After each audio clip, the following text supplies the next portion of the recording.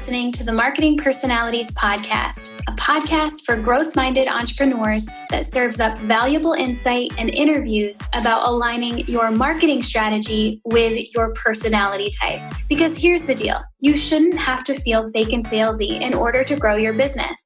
And you no longer have to. Your marketing strategy can feel good to implement and it can work. You can attract the right clients and customers to your business and grow your profits, all while staying true to who you naturally are. So in the name of honest business growth, bring your unique talents, perspectives, and personality to the table. And join us on this week's podcast episode to discover marketing that feels good for you.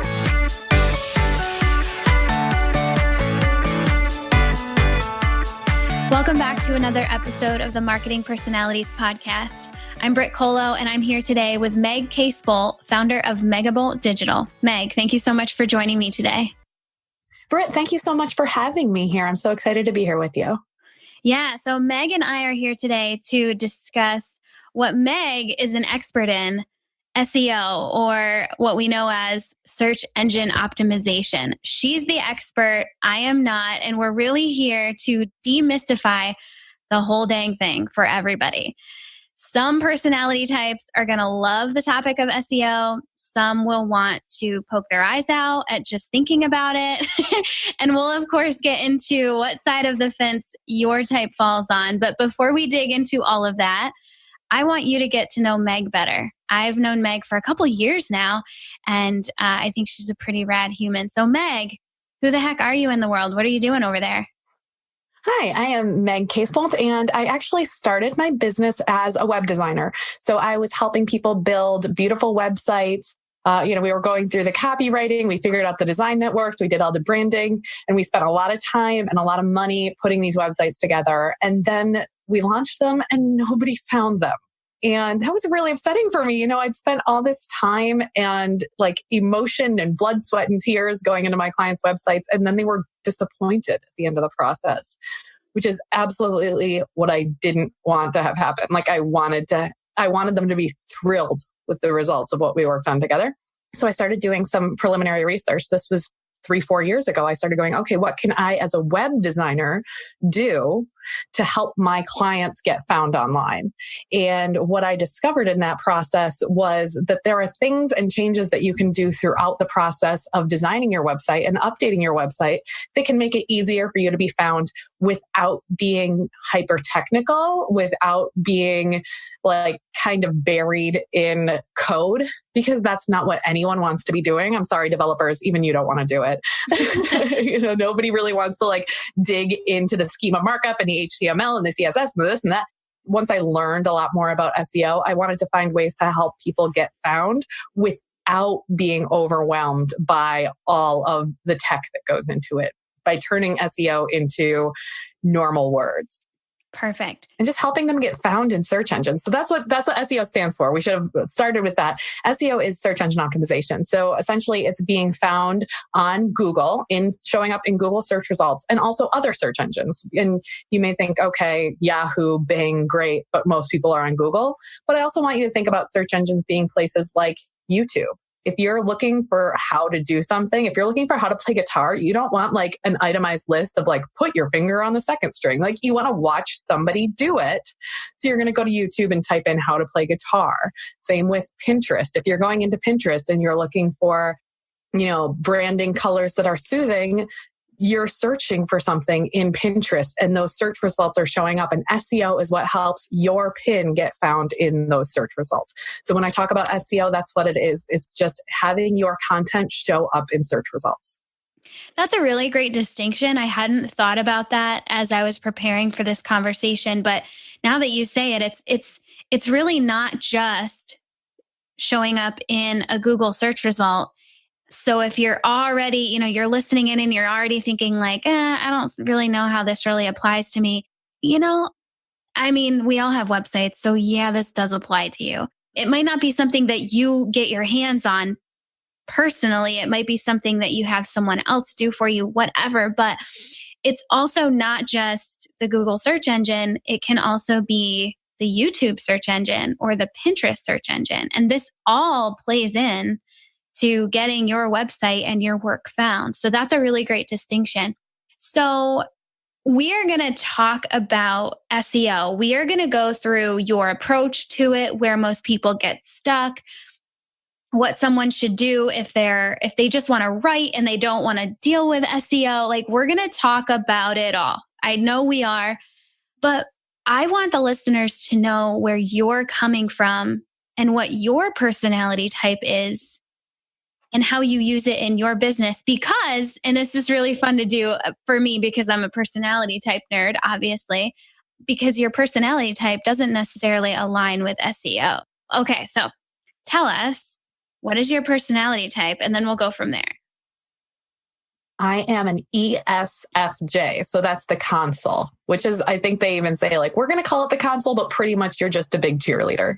Yeah, big cheerleader, ESFJ. So let me break that down for you really quick if you're trying to learn this stuff. So E, preferencing extroversion as opposed to introversion. S, which stands for observant. That is preferring to pick up on external cues as opposed to internal cues. And then there's F, which stands for feeler, paying attention and making decisions from feelings as opposed to thought. And then J, standing for judging, as opposed to P, which would stand for perceiving, usually a pretty quick decision maker if you're a J. So all put together, ESFJ, console.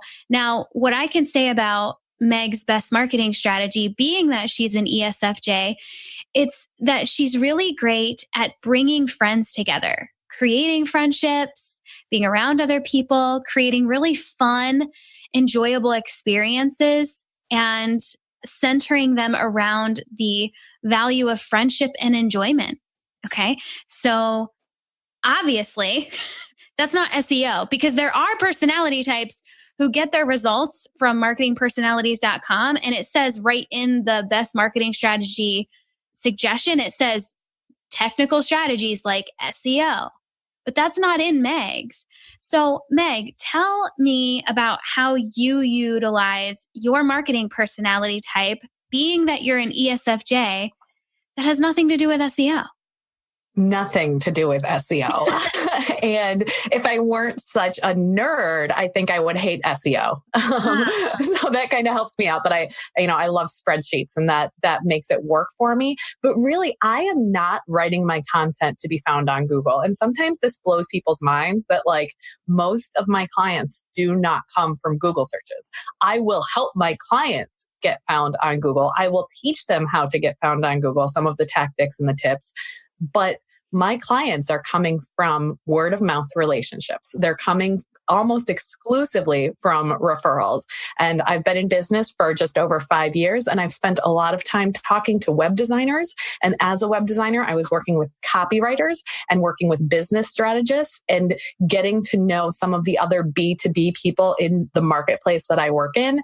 And they've all, once I started doing SEO and once I started kind of providing this complimentary service to what they want to offer their clients, but don't want to learn how to do, they were like, oh my God, let me just hire you. I have a client who needs this. Like, let me send you referrals because I don't want to learn how to do SEO, but I want my clients to benefit from being found in search engine results. Like, they wanted their clients to have the results. And so often the relationships that I'm building are with other service providers, other web designers, copywriters who can take the keyword research that I do, take the code that I write, plug it into their client sites and see quick results for those clients getting more traffic to their website. But I'm not getting those leads for myself from people searching for an SEO consultant. I'm getting them through almost exclusively relationship building. Right. And I'm sure that if using SEO in your own business felt good for you and felt right for you, you could probably make that. I mean, you've got the goods, you've got the skills, you could make that work. But because you know that you aren't totally wired that way, and something about attracting clients through SEO just didn't really work for your personality type, you went the relationship route, as an ESFJ should, or at least I suggest it, because you just do it so well. Like, you're just an automatic friend. Like, I think of an ESFJ as immediate friend. As soon as you meet them, you feel like you're just their BFF, like right away. And so that's going to obviously fuel your referral base, and, it's going to create a thriving business. So what we're basically saying here is that, Meg, you are so good at creating friends and referrals through those friends for your own business. Meanwhile, you've been able to teach yourself and learn a skill to then use in marketing other people's businesses that you then don't even use really in your own business, because you just don't really need to. I mean, I'm sure you've done, the bare minimum of SEO stuff, and we'll talk about what those things would be, but it's not your main, it's not your main focus. It's not your main strategy. So this is an interesting dynamic. And this has come up in other conversations I've had with people, where it's like, well, I'm really good at this type of marketing for other people, but then I try to do it for myself, and there's just it just doesn't quite work. And if that is true for you, it's probably because that thing that you've become skilled in is simply a skill. It's not necessarily a natural feel-good place for you to spend time speaking about your own thing. I mean, Meg, I'm sure that you can relate to this. Tell me if you can. It's very different when you're talking about someone else's thing from how it feels to talk about your own thing, right? Absolutely. It's one of those cobbler's children has no shoes situations where it's I spend all this time doing keyword research for other people and creating content calendars based on what the search trends are doing, and saying, okay, write about this, then this, then this, then this. And I can tell them exactly what to write. And then I sit down to write for myself, and I'm I've already said, I have nothing left to say in my writing because I've given it all to my client. And I've always, I tend to use my blog posts as more references for conversations that I'm having or trainings that I'm giving, as opposed to expecting to be found for them. And I think that absolutely what you're saying, some people are more geared towards, okay, I want to produce the content and get the links that I need to get in order to be found on search. And I think there are some people who are more of these kind of relational, and they have more one-to-one or small group business models where they don't need to do that broad outreach. They don't need to be found by everyone and their mother. They just need to develop key relationships that turn into referrals or that turn into small group clients. So sometimes people will come to me when they're just starting out their business and say, how do I start SEO on my brand new website? And I say, first of all, figure out who you're trying to work with. Mm-hmm. Because you don't want to be found as the person for architecture, right? You want to figure out, I am an architect. I live in Michigan. I do modern homes that are renovations. And then once you have that kind of pulled together, then we can figure out how to get you found by people who are in Michigan, first of all, and then also people who have those older homes and want them to be more modern. And once you figure out that this is who I am and this is who I serve and this is how I serve them, it can be much easier to be found for that specific topic than to be found for all of architecture or for all of modern home design or all of renovations. You don't need that. This particular client, she needs maybe a client a month. She doesn't need to get 10,000, 10 million hits to her website. That would probably break her server and cost her a lot of money to fix. So a lot of the SEO talk around the internet is just how do you get as many page views as possible? How do you get as many people to see your site as possible? And my approach is very different, which is get in front of the right people who are going to buy from you. Because getting 100,000 people to your website every day doesn't matter if 0 people spend money on you. Or buy from you or care about what you're talking about. Who cares? We want to get the right people into the right place. We want to attract the right audience to you. And that can be a bit more nuanced than just write a new blog post every day to try to beat the Google algorithm.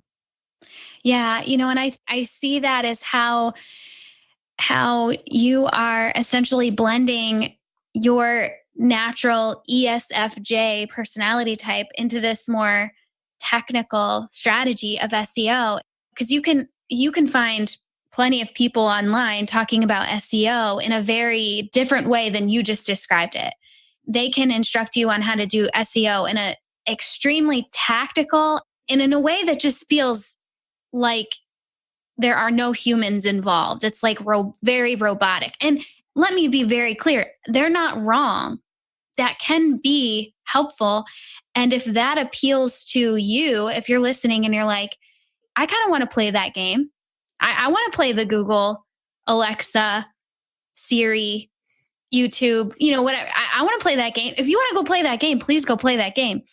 If that feels way too technical, not human enough for you, I think Meg kind of walks that line between the two very, very well because she's built this skill, this very technical skill over in SEO while being a very friendly human just naturally. So she's kind of walking this line and making it work for the right people. So that's a super cool way that you've blended it. And I love to learn more about how you approach that. I guess in summary, you're approaching SEO from a standpoint of let's get you niched down and get you really hyper specific, not trying to appeal to all the searches, but trying to get you to appeal to just a few searches that are probably going to convert for you. Is that what I'm hearing?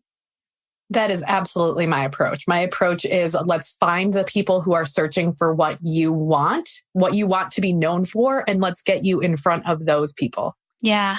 Brit doesn't have to be known as the queen of podcasting because there's millions of podcasts out there and not everyone is interested in marketing or in personality types. But for the people who are interested in both marketing and personalities, like you can show up for them and you can have these conversations and they're going to be like mind blown. They love everything you do. But if you were trying to be found for all of marketing, then that would be nearly impossible and you would bounce right back off your website because they don't care about what their personality is. They just want to know how to do marketing. They don't want to see how it feels. They don't want to go into this approach that you have, which is very different and much more driven by emotions and feelings than by results and investments and, huge quantity blowouts, which some marketing is focused on, that like 6 figures in 5 minutes kind of marketing. Mm-hmm. Those people that go for that are not going to also go for,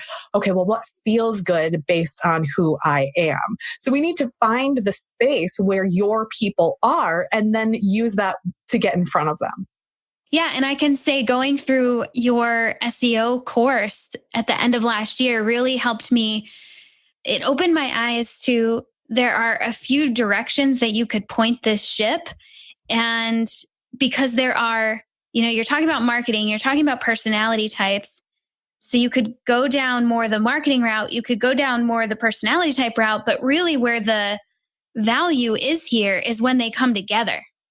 And just getting things set up so I could view what the site was ranking for and like what actual words people were using, because it's just all really mind blowing once you just get the basic dashboard set up and you can just see what people are doing. It's really, really fascinating. And instead of trying to show up in search results, high-end search results for, INFP personality type and Defender personality and specific personality types, it got way more niche, even in my kind of complicated situation here where I have 16 different personality types.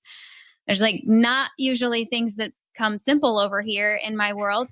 You dug your own grave on that one by saying, I'm going to base my whole business on 16 avatars. I do love it though. Like I do not so secretly love that part of it. And I also sometimes have moments where I'm like, what have I actually done? But anyway, it gets really much more helpful when I start utilizing and I'm not talking like difficult things here, but like really simple keywords that are pairing the personality type with marketing. So INFP marketing, that's what really works. Now that I say it out loud, you might be thinking, well, yeah, duh. But you don't know that until you see what people are actually searching. And you can see what people are actually searching. And maybe you discover that there are phrases that they're looking for that aren't in your marketing right now. So there could be people searching for INFP branding or INFP sales or INFP business. And you aren't thinking in those terms until you see that people are searching, oh my God, the INFPs want to know how to brand themselves. And I can teach them that based on what feels good for them. But they're not thinking of it as a full marketing strategy. They just want to know this piece of it. Or maybe they don't know even that they're an INFP. They just know they're an introvert and they hate sales. And how can they do something that feels good for them with just that one piece of it? Not even the full 16 personalities, but just that one characteristic in their personality. Introverts, I've seen introvert marketing before. And maybe we want to just double down on that for some of those people and then start to go deeper and put them through a quiz and see what comes out the other end. But finding the ways that people self-identify based on their awareness, both of their own marketing and of their own personality. So when you first started talking about this, I was like, oh, this makes perfect sense because I'm an ESFJ. Like, this is what works for me. And like, it all clicked for me. But if I hadn't taken the Myers-Briggs test before I saw that, I would be like, what is she talking about? I just want to know whether or not I should be spending this much time on Instagram. Like, I don't know what all these letters mean. So you need to be able, and part of SEO and part of really good content strategy that's not just for search, but also for just trying to get your audience to find you, is figuring out the words that they use and the place that they are in their customer awareness spectrum, which is that process of, somebody may just say, I hate sales. And they don't think about the fact, they may not know that they're an introvert. And that's part of the reason that sales is so stressful for them. And so Brit may write a piece for them that's like, how to do sales and marketing if you're scared of talking to people or you get really stressed out when you talk to people. And then in that piece, she can start to talk about introverts and then start to introduce some of the other character traits. And those are people who are completely unaware that personality trends exist and that it can impact your marketing. But then there are also people on the other end of the spectrum who are like me, who I'm like, oh, yep, I'm an ESFJ. I want this report. Here's my money. And like the moment you launched, I was like, here's my money. How do I find out more? So you need to find people at both ends of this spectrum of not knowing the first dang thing about what you're talking about to sometimes people are just ready to buy and they're just looking for what you have. Right. And that's true for, any business model that we're talking about. Let's say we're talking about a dentist. There are people who could be like, oh my God, I'm in severe pain and I need a dentist near me right now to get this root canal because I am beside myself in pain, and they're ready to go in right now. And then there are going to be other people who are like, ooh, I get headaches when I wake up in the morning. I wonder why. And they don't even know that they're clenching their jaw at night. But a dentist who can write and say, are you waking up with headaches? Do you think maybe you're clenching your jaw at night? We could fit you for, a mouth guard that would prevent you from getting these headaches. And they have to take that person through an awareness journey. But that person's not searching for a dentist. They're searching for, I get morning headaches. Why? And those people can also be brought along the process. Yeah, that's a really good example. I think I can feel like the light bulbs kind of going off. So really cool way to explain how SEO can benefit all of us. And I want to make sure that we make it super clear who the types that are probably going to be listening to this and totally digging it. And then I want to nod to the people that are probably like, oh, but do I have to? Remember. And I answered this in last week's podcast. Anytime you have that question of, do I have to blank in my marketing strategy, whatever, and you kind of feel your gut clench and you're just like, I don't know if the answer is no, you don't have to. You don't have to, period. So the people that are going to probably dive right in and want to know more, I recognize as both S, observant, and T, thinking personalities. The observant, the thinker, looking at external cues, kind of play in that game, that external game. Thinkers, not going by feelings, but really want to go more by logic and data. And so the two personality types that really stick out to me who are probably going to latch onto SEO and dig it are ISTJs and ISTPs. Now, beyond that, And, we said it before, Meg, you're an ESFJ. So you do have one of those, that S, which I think is pretty important. And then also, if you don't necessarily have the S, the observer, but you have the T, thinkers, they can put the feelings aside most of the time. And anything that's more like logistically data-based, a thinker is going to be more interested in considering. And so I can see INTJs being able to do SEO in a super cool, different, innovative way. I can see INTPs doing the same thing. I'm not saying that extroverts aren't going to be into this, but typically extroverts are going to be more out there. An SEO strategy is more behind the scenes, behind your computer. Nobody knows you're working SEO in your marketing strategy. You're just doing it behind the scenes where, and that's going to feel great for an introvert. Whereas extroverts, they're usually out there more. Does that mean that an extrovert isn't going to use SEO? No. Does that mean an intuitive feeler isn't going to use SEO? No. Like, you can if you want to, right? Like, the answer to do I have to is always no. The answer to can I try it is always yes. So yeah, sure, you can totally try it. So I want to know, for those listening, regardless of where they end up on this scale or what side of the fence they're on, where do we start? Could you give us like a real quick rundown of an easy place to start? I always love how easy you make these things. Like I mentioned before, I took your course back in the fall just so I could educate myself on this stuff. And I think you make it super easy. So where's the best place to start with SEO? I think the best place to start with SEO is to find the one place that you want to stake your claim and claim it.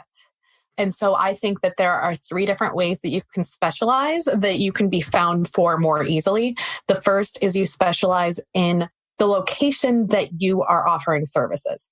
It does not necessarily have to be the place where you live, but the location where you are offering services. So I have a client who has an office in Brooklyn, but she wants to serve people in the Hamptons and the Upper West Side. So we set up her search results that she can be found for people in that place where her ideal clients live.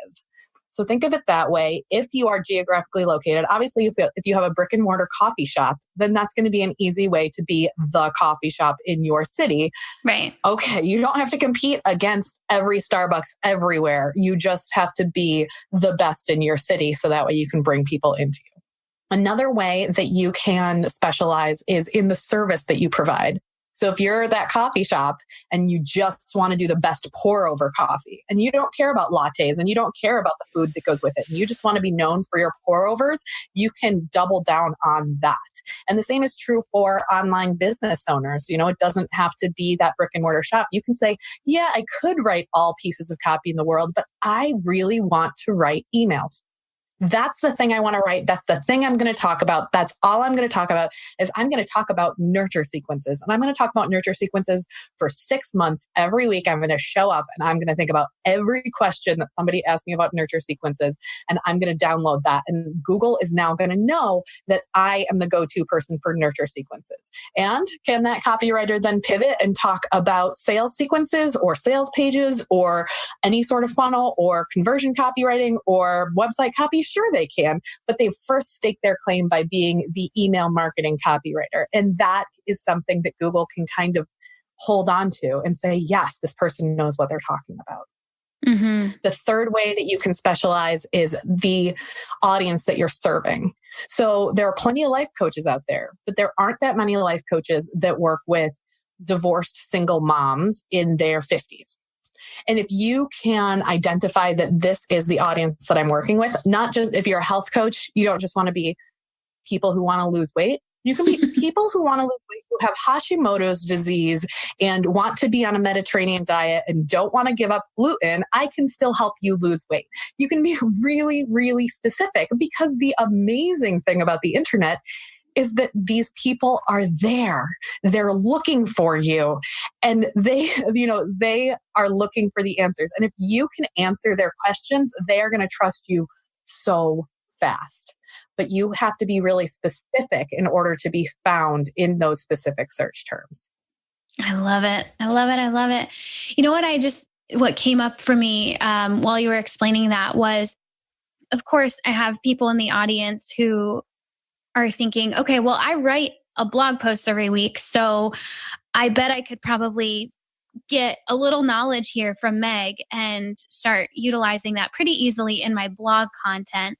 But I want to put a plug in for the fact that this doesn't just apply to written blog content. Yes, there have to be written words on the page to be indexed by Google. But for instance, I mean, my number one piece of content that I create every week is this podcast. And so the podcast goes live. And then on my website, I have a solid chunk of words utilizing what I want the podcast to be found by or for in a Google search. So there are show notes. I mean, the show notes are not just, yes, they're for you and for you to read and for you to grab, but they're also very much for Google. Let's be real. Because that's the game we play. And for, like you said, again, for YouTube videos too. So if you're thinking, oh man, but I don't really want to do a weekly blog post. Well, you don't have to do a weekly blog post. Do your number one favorite type of content to create, and then make sure that it's got enough text there for Google to find it. Is there any kind of like, I've heard this before, and I know you've got the answer for us. Is there any best practices to, if you're creating a video or creating a podcast episode and you want the show notes or the description to be found by Google, is there a best practice here of how many words it needs to be? Oh, that is a great question. And I have a lot to say about it. So I want to say first, before we talk just about how your show notes for your podcast can be found on Google. Yes, absolutely. Your show notes for your podcast may be found on Google. But in addition, iTunes is a search engine. Mm-hmm. So if you do a really great headline for your podcast title, first of all, if people search for marketing or they search for personalities, here's hoping that they would come up with the Marketing Personalities podcast because you've included two major keywords in the title of your podcast. And then if you're going to include my personality type in the name of this title, so of the title of this episode. And so every episode title can have some of those same keywords that you want to be found for. I have a client who does a dog training podcast. And at first, the name of the podcast didn't include dog training. It was just, it was like a cute name about drinking from the toilet. And so I was like, okay, go into iTunes, change the name of your podcast to the Drinking from the Toilet Dog Training Podcast. So that way people who are looking for dog training will know what this podcast is, and it will show up in those search results in iTunes. Mm-hmm. Now, the second part of that is getting those show notes on your website. And there's two pieces to that. Typically, I don't see too much traffic of search terms going to show notes.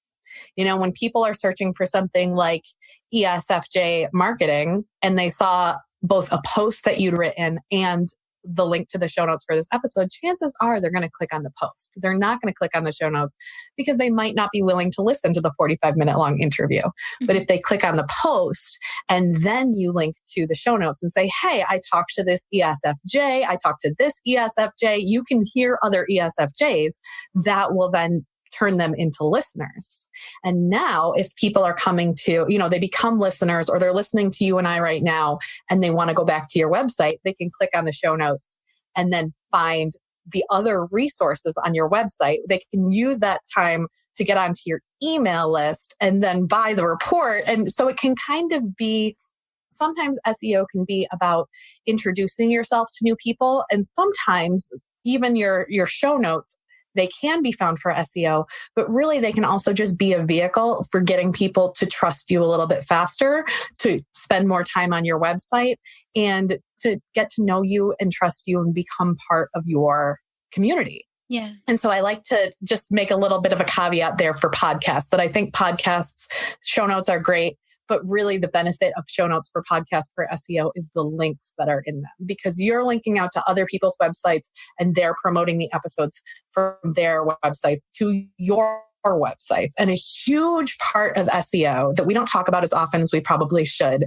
is the backlinking, which is linking from external pages into other pages. So you're going to put the show notes up for this site and I'm going to homepage and my opt-in. And so we're going to have this kind of reciprocal exchange of ideas of ways that our two communities can connect with each other and we can promote each other. And what that does is when we have those links going back and forth, it's a way of saying to Google, yes, I endorse this website. I trust what they're doing and you should pay attention to them. It's almost like a popularity contest when we have these links back and forth. So if you are thinking about, starting a podcast or do some sort of roundup or finding a way to promote other people's offers, make sure that you are linking out to their websites and also make sure that they're linking back into yours because Google loves reciprocity. The way that I like to say this is like, there are the 5 love languages and, my love language is acts of service and other people are words of affirmation. Google's love language is sharing links. That's the way to show that you love someone else is just to share a link to their website and give them some love and introduce your audience to them. And the more links that you can get into your website, the more Google trusts you, the more it's called domain authority. The more domain authority you have, the more people are linking into your website. So that's absolutely something that all of us can be doing, even if SEO isn't number one on the tasks that fit for your personality type. You can absolutely just share some love with people by sharing links to their podcast, and that will help their SEO. It's just a really kind, sincere thing to do. Okay, so I have a few ideas now that you just worked me through that. And I'll just verbally process this for everybody to listen. I hear the opportunity to take those show notes and create a separate blog post, basically summarizing the key points that I need that reader to know. Even if they'd never listened to the podcast episode, it'll still give them really helpful info, which the show notes do. I mean, it summarizes the podcast episode, gives them some really good nuggets, but that can be even more fleshed out in a separate blog post and link over to the podcast blog post with the shorter show notes. So that's an interesting idea if I really want to get down and dirty with this SEO stuff. And I'm sharing the podcast episode link with the guest, but I'm not necessarily giving them a way to share that link in a really helpful way. They're going to tell their audience about the podcast, that it's out, and they're gonna say like, go to iTunes, Stitcher, YouTube, whatever. But I'm not giving them a really great way to share that on their website that'll backlink to me. So that is good. I am learning some stuff. Thank you for that, Meg. That's really good. So, and maybe you as a podcaster want to, as you're collecting those people's information and getting their headshots to put in the show notes, maybe you want to also say, listen, here is the Marketing Personalities logo. If you want to include a link in your media page and just kind of put that in their heads that that's an opportunity for them, that they can promote your podcast and also make themselves look really good, or if you have cover art for every episode or something like that, share the cover art with them so that they can promote it in their social and also put it on some sort of as seen on or media page or something along those lines. Allow them to promote and also give you some Google love, some backlinks. I had never thought about that one. That's good. I mean, I had thought about giving them the cover art, but I had never thought about how that could help with search engine optimization. So this is good. And I also need to underline this whole thing. As I say, like, I'm getting these ideas that I'm going to go, I think I even said like ideas to then go implement. I'm not going to go implement these. Like, I'm just going to be real upfront. I am an ENFJ. Okay. I do way more technical stuff in my business than I probably even should as an ENFJ because of the nature of the business. But that will not be forever. And this is not something I'm going to go in and do. I took Meg's SEO course to educate myself on it, but not so I could do it for myself. It was to educate myself just enough so I could be dangerous and then outsource it to someone. So let's be real clear. I still give everyone full permission to say, you know what? Not something I need to be dealing with right now. It's not going to feel good for me to dig my hands into SEO. Bye, Felicia. I also give you permission to say, not something I need to have my hands in, but I can also see how it could help my business. And so this sounds like something I could hand off to this person because we know what personality type they are. And yeah, you know what? It kind of aligns with their personality type. So offset it. And if it's something that's really like firing you up right now and you're thinking, wait, this is super cool. I definitely could get down with some SEO stuff right now. Meg is your girl. And I think, I think we've done a really great job of making this feel really approachable no matter where you're at on this spectrum. So Meg, let's land the plane here. I want to make sure everybody knows where to go to find you online. So where is that? You can find me at megaboltdigital.com. And when you head over there, you can sign up for my SEO starter kit. So it's 14 pages, but I promise I tried my best to not make it boring. I included some flow charts that have memes from the office. I included some Mad Libs, and I kind of talk you through, okay, here are some easy things. And I do mean easy things that you can do. Things like linking your blog post to other blog posts. There are some easy things that you can do that will make a difference in you being able to be found. And so you can head over to my website, megaboltdigital.com/kit to pick that up. And then you can also find me on Instagram because I'm an ESFJ. Of course, I'm on Instagram. Like, I want to be friends with everyone and see what's going on with their lives.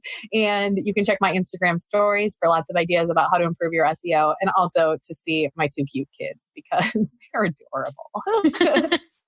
Yeah, we'll totally link over to your Instagram. And also, that also reminded me, you have a really solid Facebook group too. And I am always impressed with the free trainings that you offer there.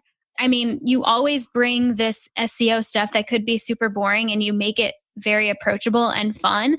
And I'm always impressed with those trainings. So the very first thing, listener, that you need to do is go to megaboltdigital.com/kit and get the free download. That's going to get you started. And then from there, I'm sure Meg is going to offer you, get yourself into that Facebook group. She does free trainings, all of that. And go hang out with her on Instagram. And she really does have 2 really cute little kids. So you can go check that out. And if you want to get started on SEO, you don't have to do all of it all at once. Yes. So that's one of the things that I promote in my Facebook group is like, if this feels good, if you want to work on this month, here's what we're talking about. If this doesn't sound like something you want to do, you don't have to do everything and you don't have to do it today. But every little piece that you do can help the long-term findability of your website. Amen. Yeah, this is a long game. And I love that you're here for it with us, Meg. I'm grateful that you've been a part of the marketingpersonalities.com journey so far. So go find her, megaboltdigital.com/kit. You don't have to do it all at once, but you can get started. And to find a marketing strategy that feels good to you, visit marketingpersonalities.com.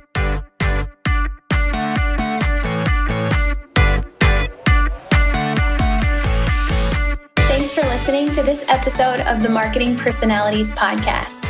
Now it's time to connect your marketing strategy to your personality type. Go to marketingpersonalities.com/MPP to download your marketing personality type full report. Use the code MPP at checkout to get $10 off. And that's a super special code for podcast listeners as a way to say thank you for being here. In your full report, you'll learn about your personality type, how it relates to the work you do, what your best marketing strategy includes so you can start implementing it right away, what your worst marketing strategy includes so you can avoid it, and so much more. Go to marketingpersonalities.com/MPP to get your full report and use the code MPP at checkout to receive $10 off your purchase. And one more thing before you skip on to the next podcast. Would you please share this episode with your entrepreneur friends who also need to feel good about their marketing strategies? Take a quick screenshot of your podcast app right now and share it out via text, Facebook, or my favorite, Instagram. Remember to tag me at Marketing Personalities in the photo so I can be sure to send you a huge high five and thank you for sharing the love. This podcast is edited and produced by the Podcast Engineers. They're pretty great, and you can find them at podcastengineers.com. That's all for now. Thanks as always for listening, and I'll catch you back here next week on the Marketing Personalities Podcast. Love ya. Bye.